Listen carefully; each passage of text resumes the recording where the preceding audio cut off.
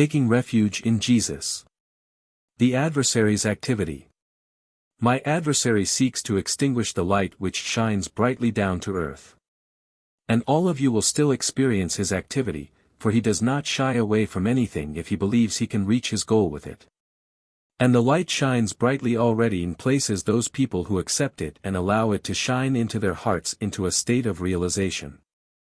The light, however, exposes my adversary, and people try to detach themselves from him, for they see the cross of Christ light up and turn to the divine Redeemer for help to release them from the enemy of their souls. For this reason, he leaves no stone unturned to extinguish the light from me. Yet he will have little success, for those who belong to me are also capable of offering him resistance. And they also receive the strength from me to take their path as bearers of light. They protect the light themselves, because they are faithfully devoted to me, and thus the adversary has no power over them. It is the time of the end where my adversary's activity emerges ever more fiercely, but I, too, will reveal myself remarkably, and my own will recognize me and remain loyal to me, precisely because they are enlightened, because they know about the battle between darkness and light. And every individual person will have to battle it out with the adversary as well. However, I will stand by anyone's side who wants to belong to me, and he will be victorious. He will recognize where shadows spread across the light and leave this situation as long as the adversary works in it. Yet a person can consider himself fortunate if he has entered the flow of love which comes to you in the form of my words. The darkness can no longer scare him, and neither need he fear that his light will be taken away from him and that he will descend into darkness again. But he must voluntarily have entered the kingdom of my light. He must accept my word, which is conveyed to earth from above, in his heart, and thus open it of his own accord, so that the light from above can shine in and brightly illuminate him from within. Then he truly need no longer fear my adversary's game of deceit. Then he will ward off the adversary himself through the light, which the latter avoids.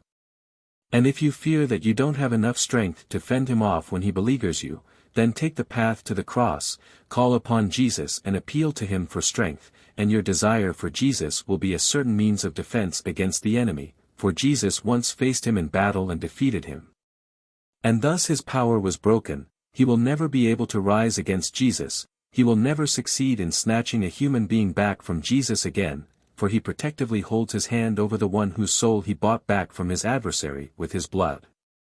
Jesus Christ is the divine Redeemer who was merely my shell in which I embodied myself in order to give you humans your freedom again if it is your will to liberate yourselves from his control.